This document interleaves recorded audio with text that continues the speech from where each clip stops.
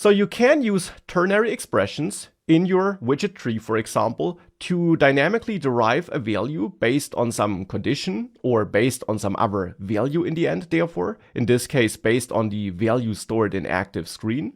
But adding such ternary expressions here in the widget tree can also make the code a bit harder to read. It also might be easy to overlook this. And therefore you might prefer an alternative approach, which I also want to show you. Instead of using this ternary expression down there, you could also go to your build method, which is executed when the widget is rendered for the first time and after setState is called. And in there you could introduce a new variable, which is now only available inside of the build method. So this is now not a class variable. It's not like ActiveScreen, which is available in the entire class, but instead it's a variable scoped to this build method and only available in this build method. And this variable could have a name of screenWidget, though the name as always is up to you. And it could initially be set to startScreen, which still receives the switchScreen function as a value. But now I want to make sure that screenWidget is set to a different value if ActiveScreen is not startScreen but questionsScreen. To achieve this, we could cut this ternary expression and use that up there. And then we could actually even set this to final, because now this never changes. It's only set once whenever the build method runs, either to startScreen or to questionsScreen. And you could then use screenWidget as a value down there for child, so that the value stored in screenWidget is passed as a value to the child argument, and that screenWidget value is derived dynamically with a ternary expression up here.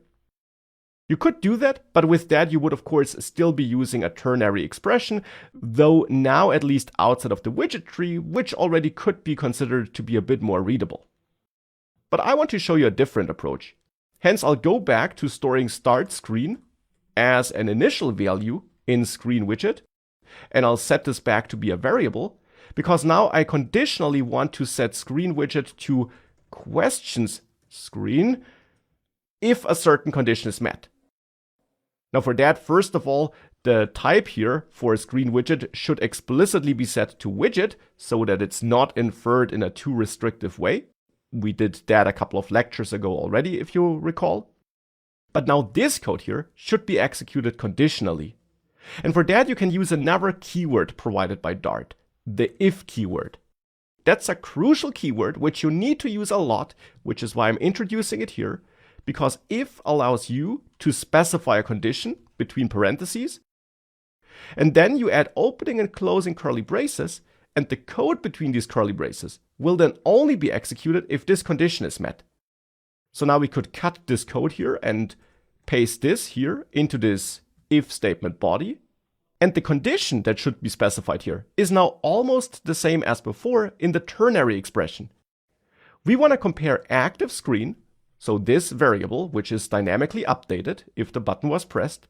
We want to check if it's equal to questionsScreen now actually, because we then set screenWidget to questionsScreen if the identifier is equal to questionsScreen. And here we can add const.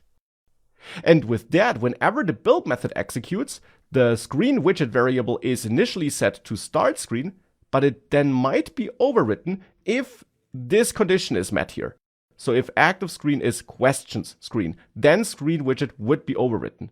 And that's an alternative pattern of setting content conditionally, because now screenWidget can of course be used down there as a value for child, and therefore it will now either be startScreen or questionsScreen that is set as a value for child. And that's the last alternative I wanted to show you. If we save this and force a reload, the app still works as before, but now using this approach. And as mentioned before, I simply showed all these different approaches because we'll need them from time to time throughout the course. And as a Flutter and Dart developer, you of course must know about these different approaches so that you can solve the different problems you might be facing when working on your own project, or also when working together with other colleagues that might be using one of these approaches.